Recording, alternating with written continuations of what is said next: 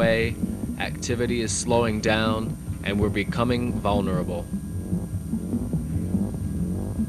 I just feel that the suburbs are going to be decaying. They're going to be dying off eventually because you won't have the younger people moving into them. I'll stay here. Something's bound to work out. It has to. Maybe there'll be some old man come along that has a lot of money. Maybe he'll take me down to Florida. That's where I'd like to go. A lot of the suburbs have been taken over by the older people. There's not a lot of children, and since, you know, eventually we want to have kids, we'd like to be in a place where there are kids where they can play with them and things. Not that I don't think, you know, old people have a right, you know, to housing and stuff. It's just that the younger people don't seem to be moving into those places anymore. I guess the thing that bothers me about this neighborhood now, and I suppose any suburban neighborhood that's getting up to 15 or 20 years old, is it does begin to go downhill. It has lovely attributes. It has the nice landscaping and the matured trees. Everybody likes to have a place to congregate, and we deprive our children of that. We do not have community centers by virtue of the fact that we're so spread out, suburbia, America. We don't have the community center type of living that we, my age, had growing up. We moved into the rural area because there isn't as much crime around here, you know. The people are a lot different. You get a lot of country type, nice, really nice people. The communities, the developments had civic associations and all of those things, and at least in this particular development, that's almost non-existent now. Well, there are more retired people in this section than there are young people. And not very many children anymore, just a few.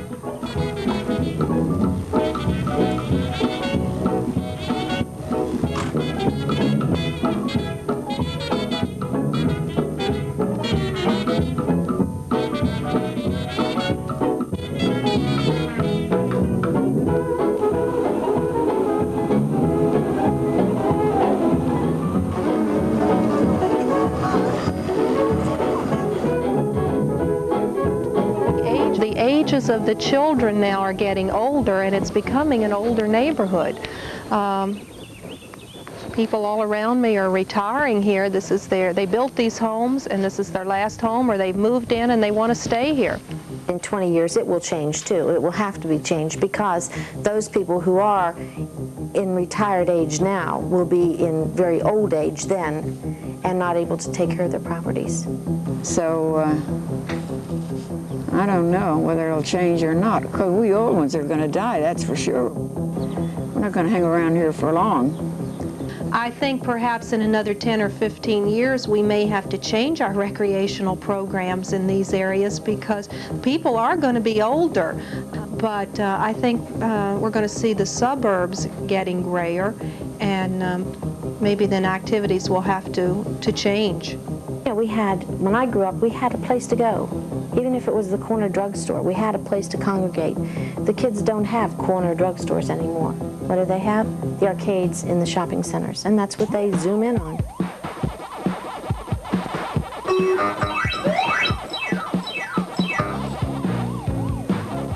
I think the kids, they don't know what to do with themselves, and they need a place together, which, let's face it, we're all kids, you know, you always had a place to hang out. I said to Melissa one day, you know, what do you do when you go to the shopping center? She said, just walk up and down and see who's there, and that's what they do. They don't shop, they just walk up and down, chat with their friends, but it gives them a place of congregating. There's nothing wrong with that. Any of you could take a trip there, go over there on a Friday or a Saturday night, and you can see that they're losing control to the teenagers. This is the big thing to do on a Friday night. Everybody meets at the Capital City Mall. And at the one end, they have a game, what do they call it, where all of the video games and so forth are. And one night in particular, I was going over to Hess's, and There were 3 or 4 boys, and I don't really know if they were even teenagers, came out of the mall, and they got in front of my car and they insisted I stop. And one came up over the hood of my car and one got on each side, and they stopped me so that a couple other ones could cross. And at that point I didn't know whether I should hit the gas and run over them, back up, or what. And when I go to the mall myself now, I am very careful as to where I park, and when I'm leaving the store, if I am parked maybe in an undesirable spot, I make sure when I walk out of the store that somebody else is walking out at the same time. And it gives you an uncomfortable feeling, thinking that maybe we're losing control of the malls.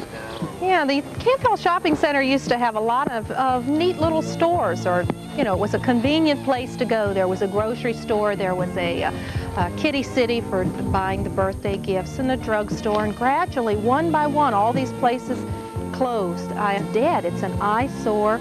It's dead. The only traffic that you see up there are people that are carpooling, and they leave their cars there, and then they take a bus or they get a ride to school. It's a shame. It's just ugly, and it's dead. You know, that's one unfortunate thing in living in a suburb and not being close to the baseball fields or the school itself. You're always in the car. You're carting here, you're carting there. The kids do not have that opportunity to hop on a public bus or walk, for that matter. Every time I go out, I get 3 or 4 guys. Not one of them look at me. They're looking at that damn automobile. There are more old people, and there are less children. As our community spirit diminishes, so does our American dream. We look now at the economic effects and at crime. Well, a lot of the future of the suburbs is really going to depend on what happens to the economy. Are young people going to be able to buy homes? To hold down 2 jobs, I don't want 2 jobs. I'm worn out all the time. I don't really want to do the work on this house. I'd much rather have bought a house that was already ready to go, ready to be moved into. Right now, we can't even live in it. It's not livable right now at this point. The young people who can afford houses now, even with the high mortgages, are going to find themselves even in a tighter pinch and will have to perhaps have their houses foreclosed upon. So those young people who have made it to that stage are going to be faced with an economy crunch once again. The economy now is putting us right back where we started from, and I think that's the main thing. I feel like I just have no control over my financial status. When your yard is full of dandelions and big patches and the crabgrass is overgrowing, you have to take stock and think, well, geez, you know, my property does not look so neat next to this guy who has his so manicured. And so that's why we ended up having Chem-Lawn. So we have arrived. Chem-Lawn has overtaken Pine Brook. And you walk around the neighborhood now, there are very few yards that have dandelions in them. Just look. It doesn't reflect our state of the economy, does it? Once again, we're going to frivolous America. You know, people, their priorities are a little shifted. Yeah. This is a problem I think you have with suburbia, United States, is that more people have to work. Both people in the household have to work. So they're away from their homes during the day. And our burglars are more brazen in that they know the neighborhood is not going to be as full occupied during the day as before. So they just pull their little trusty U-Hauls up to the driveway, open up the garage doors, and take out what they want, and off they go. One of the reasons I think that as a young couple you want to move to suburbia is because you hear so much about the crime within the city.